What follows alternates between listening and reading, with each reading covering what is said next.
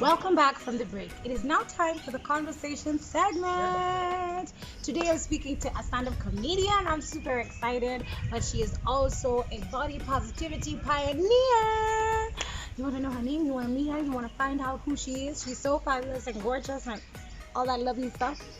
Let's go and meet her and say hello. She's no stranger to the show. You might not know her as Sharon Day. You might know her as Shaz, the comedian. She's also an interior designer and a champion for body positivity. And that is actually what we are going to be talking about, and wellness and health and just all around loving ourselves. Okay. Hi Sharon, how are you? How are you doing? Hello, I'm super. How are you doing, Susan? I'm good. So good to see you. You look amazing. I like our the green thing we have going on. Yes, like we planned it. I love Yeah. this.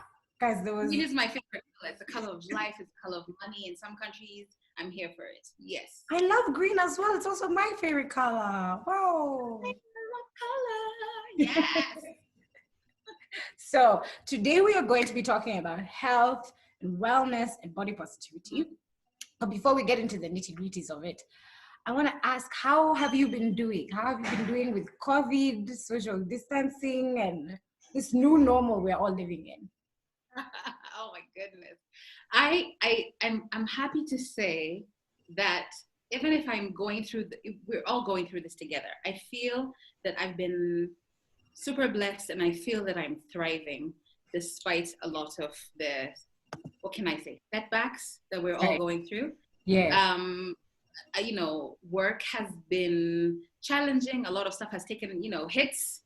But I'm very grateful that even if maybe financially it hasn't been 100% or, other things, I'm glad that my mind and body have been fantastic, which for me is such a gift. So I can honestly say I've been struggling. I'm grateful that I have. And yeah. That is so good to hear. I'm so happy. Yay. When I hear more about this thriving, because I need to join you. Yes. Even though you had been social distancing even before COVID, you don't social distance on social media, which I love. I love the way you share. Yeah. You share so openly on your social media. You talk about sexuality, you talk about body positivity, you share fat art, which by the way, I live for. I go on your Insta stories to look. I'm just like, has she said it today? And I might not physically represent fat art, but I love it because I'm like, it represents bodies that we don't get to see, but I see them in my family, in my life, everywhere. And I'm like, guys, why do we make it normal when we all look different? So what I want to know is on your stories, you also share DMs, obviously with people who have consented and have said it's okay. You obviously share DMs, and usually some of them are actually DMs where men are trying to, they're trying to woo Sharon, they're trying to ingisha Sharon for a box. So does wellness ever come up in conversations with these men? Do you ever bring it up, or does wellness ever come up from their side when these gentlemen come calling Instagram? Yes, I have to say, it's a very interesting thing, my DMs. It's a crazy little world because on the one hand, I have a lot of people who will slide in there and are just really like, oh my goodness, Shaz, I love what you do and I support what you do, I'm all about it. I had recently some guy who doesn't work in Kenya, but his girlfriend's here, and she's a fat girl, and I say fat, I don't say curvy or all the other stuff. I say fat because she is, and who has been going through a very funky headspace, and now actually with the lockdown has had to be with her family a lot of the time, and they give her a really hard time about her body, etc. Oh, yeah. And so that's one of the instances where there was someone who did slide into my DMs. He was like, listen, can you just talk to her, have a conversation with her? I see you post all these things and you seem to be so confident and so self-aware. Is there a way you can share this or transfer this, and give it to my girlfriend? And so that's one unusual instance where that's happened. But I also feel I have a lot of people, there's a lot of closet, how can I say this for TV?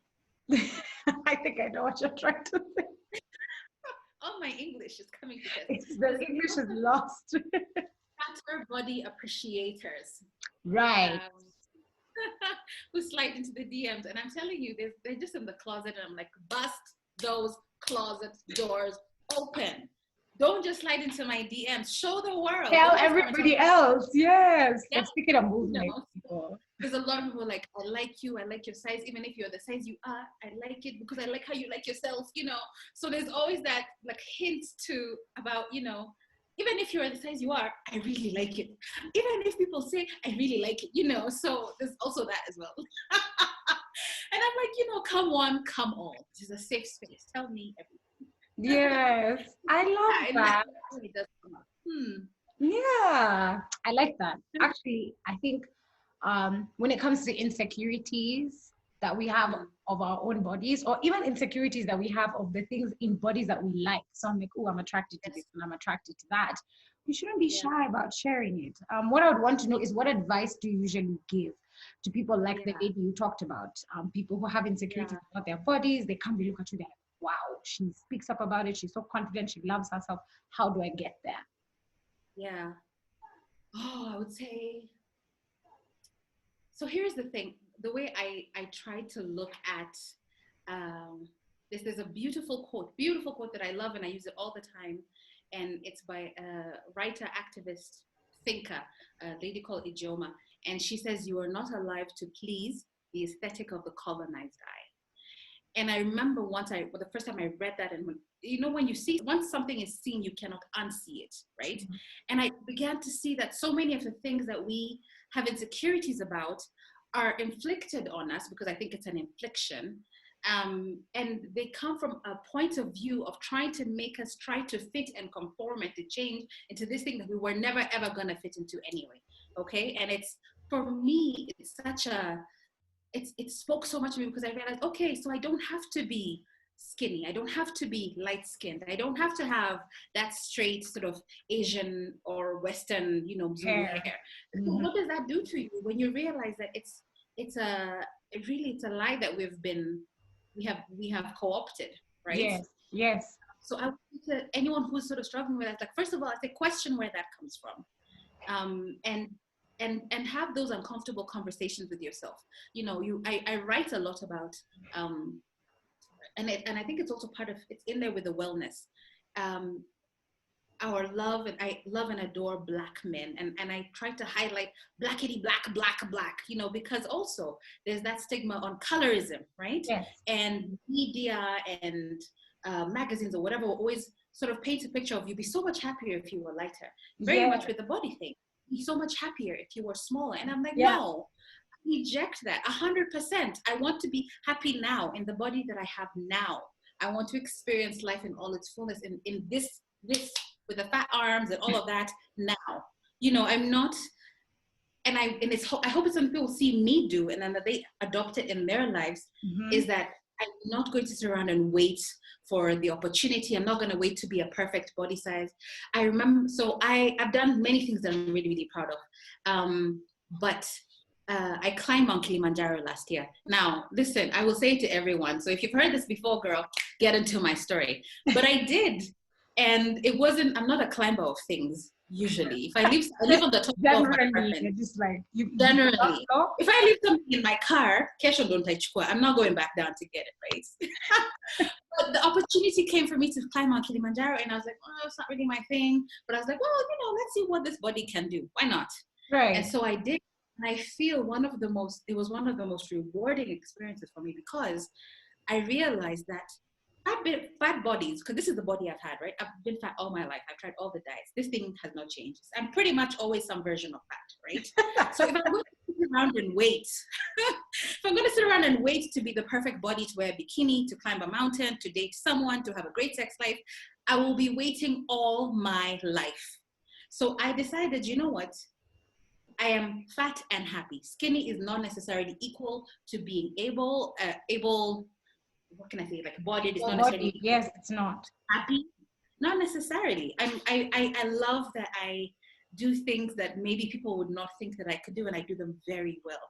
I had an awesome trip to Jamaica for my friend's wedding, and my sister, and she has a body like yours, Susan. She's like skinny, tall. She's a cabin crew, and she's a model, so you can imagine her body, right? She's y'all. And we went hiking up these falls called Ocho Rios. And so we did it, and I was like, oh my God, that was so amazing. And the poor girl was on the side. She was like, Shaz, I don't know how to do it. I'm actually so surprised, you know. Yes. And I was like, girl, come on, you know. At the end of the day, it's just body types. If you're not healthy, if you're not taking care of yourself, if you don't exercise, if you don't, explore the things your body is capable of doing, then what is the point? Are listening to that, especially women, because I know for women we can have a bit more pressure than men, but men can have a bad skin day or a bad body day, then they're just like, whatever, today I plan to do this and I'm going to do it. And then women were like, oh, let me stay in bed, I'm having a fat day. And it's like, yes. That's not how the world works. Yes. Yeah. Now, on your social media, again, we have said that you share fat art, which I love. And there's body shaming has become so prevalent with the help, especially of social media. And you use social media, obviously, to give positivity when it comes to all the different bodies that we have in this world. Now, what I want to know is how do you manage to keep it 100 all the time? Like, because I don't see you respond back to rude comments, or I never see you like sharing people who you think are, you fat shame somebody that was wrong, let's cancel this person. You don't contain any of that energy. Yours is all about the positive and, educating people. So how do you keep that up all the time? How do you stop yourself from getting upset? So I say the first thing that I do is that Susan, I definitely create the content first for myself. So a lot of the time when you see some of the posts that I might share and all of that, a lot of the time I was going through a thing and having done the work and come through it. When I say doing the work, it means that I either spoke to myself a certain way, or I, just broadened my reading and my research on certain things. So I will create content.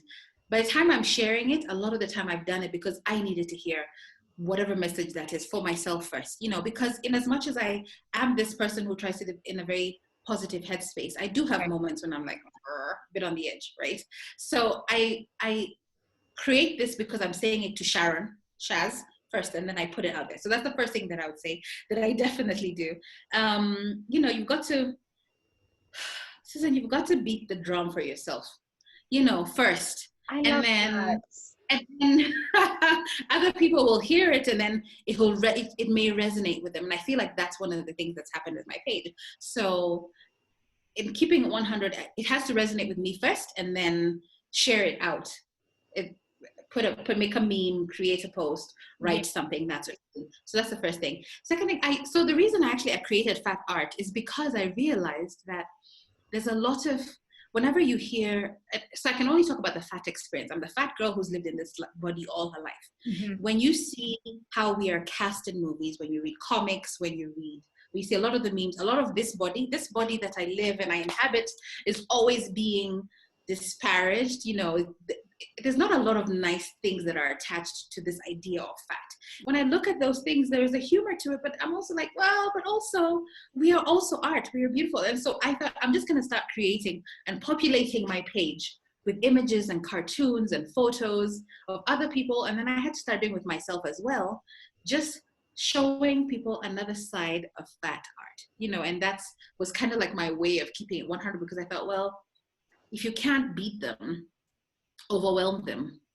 So if you're ever needing to, she needs to see a fat girl loving herself, loving the body she's in, celebrating it, come to my page, and maybe I'll start to change how you see my body and other people like me, and maybe you'll make you a little bit more sensitive when you hear someone saying something really horrible and disparaging about somebody who occupies a fat body, Yes. If we can populate the internet with negativity, we can do the same on the other way around. And so that's my campaign, because if I can't turn that side off, then I can turn my side on. You know what I mean? So that's definitely, at least that's my attempt, because I feel like I first of all talk to a lot of fat individuals or people who like fat people. For me, I would say, give it to yourself first. Those things that you wish someone was saying to you, you're beautiful, you're fat, your arms are fine. Your arms may not be Obama arms, but you can wear that short sleeve shirt. Whatever is the thing that you need to hear, give it to yourself first.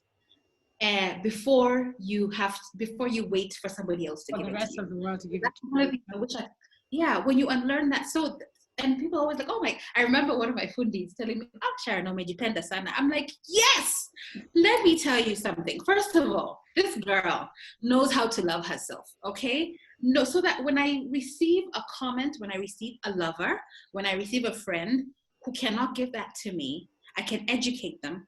I can show them what it looks like. How does this girl like to be loved? Because I'm so sure of what that is, I can put it out there and now demand it of other people. And if I don't get it, I can also step away from it. So I wish if I could give that to someone, I'd say, give it to yourself first. I'm glad that you come to my page and you feel a certain way, but I wish you could take these words and just put them on your body and just learn what that self-love feels like. Because I promise you, then you can give it to other people, you know? Then I have no problem sitting here talking to this gorgeous, very svelte Susan, and I don't feel any type of way. Do you know, I realized, just a sidebar, Yes. a lot of, I do these breakfast shows of yours. Yes. All my male followers and my guy friends are DMing me. They're like, hey, Shaz, I saw you in this thing. The girls sometimes, but the guys are the ones who DM me. And I was like, oh, so these morning shows, all these guys just have a thing for these beautiful, gorgeous mamas, you know. And before I started to have, I had to have like a conversation with myself, you know. I was like, oh my God, Susan, she's like this, like that. I don't want to get in that trap, right? I can take it, celebrate that she's gorgeous and that my male followers, I see you, but also see me now.